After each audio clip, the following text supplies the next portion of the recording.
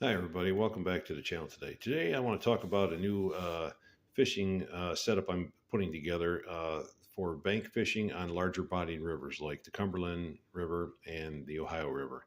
And recently, I've been doing some bank fishing down on the Cumberland and different places in Tennessee with a friend of mine. And one of the quick things that I've realized is that it is a larger, wider body of water, and it's hard for me to get casting distance with my current setup. My longest rod that I have right now is a 6'9".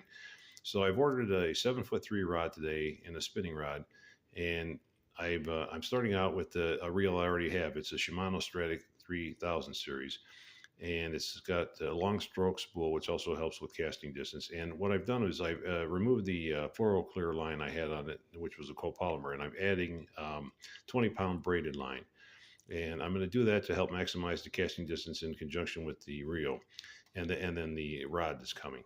And then from there, what I'm going to do is, uh, and I'm using Power Pro braid, but whatever type of braid you like, if you're looking to do something like similar to this, would work just fine. And then from there, I'm not going to tie a knot onto a leader line. I'm just going to use a swivel here, and I'm going to start off with some of the copolymer line I still have to use as my leader. Now, general rule of thumb is a lot of guys prefer to use a heavier pound test leader than your main line. And as I'm running 20-pound braid, that would mean I should probably be running a minimum 20-pound fluoro or mono leader, but I'm not going to do that. I'm starting with a smaller size. And the reason being is because if I snag up somewhere and break off, I'd rather have the leader section break off with the lure as opposed to maybe leaving a bunch of braided lines stuck in the river because I snap off somewhere closer to my rod and reel if I snag. But and if the 8 pound I find is too light, then I can always up it to like a 10-pound or 12-pound fluoro, mono, or copolymer line.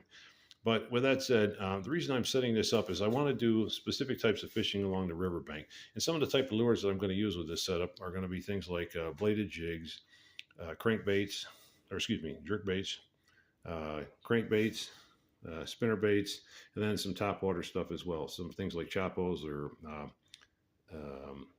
Zara spooks, things like that. And with this type of setup, this should allow me to get the casting distance I'm looking for. But the main thing is when you're fishing different areas, because like the shorter rods I've used those because they really work well. The 6'9" rods are great for kayak fishing, and they're great for creek fishing. And I even just recently got a shorter rod for creek fishing, which is a 6'4", which I really love. That's absolutely a fantastic rod, and you get into narrow bodies of water like a creek. But for wide rivers and big river fishing from a bank, where you need that casting distance to cover more water. I'm just trying to up my system. Now, I know a lot of guys may say, why don't you just buy a bait caster? And that's great for guys that like bait casters. Myself, I've played around with them, and I just have not really got the knack for getting them to work right. I usually end up with more birds' nests than I do good casts.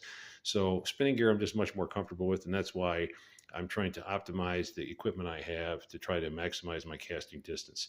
So, once the I just ordered the rod today, so it should show up within about a week or so. Once I get it, I will put everything together, go out and try it out, and then I'll come back and post this follow-up review on how the equipment works, and if I had to make any changes to my original line selections or leader selections to optimize the equipment to get the fullest potential out of it. But anyway, thanks again for watching, and remember, when you're fishing different bodies of water, if your gear's not working the way you want it to, that's just an opportunity to say, okay, what do I need to do to dial in my equipment better for the conditions I'm in? Whether you're working in a narrow body of water or something that requires a little wider, longer cast, just, bear that in mind, because if you're struggling, covering more water with your fishing equipment, that's probably an opportunity to go out and change up your gear a little bit or add to your gear. And that just makes you more comprehensive when you're in different scenarios for fishing. And once again, as always, thanks again for watching. It's still a great time of the year to get out. Fishing bites been a little tougher in places with the colder temps, but it's still fantastic to be out. So thanks again. We'll see you next time. Bye.